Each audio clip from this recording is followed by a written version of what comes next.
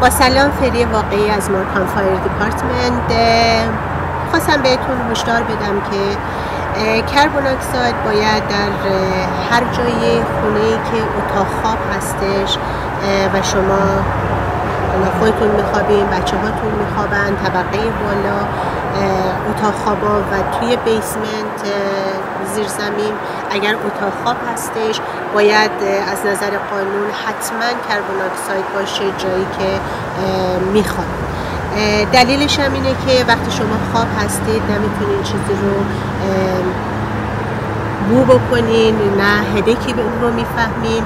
به خاطر همین با صدای کربن اکساید اگر خطری باشه، آتیشی باشه، با این صدا بیدار میشین و حفاظتتون میکنه.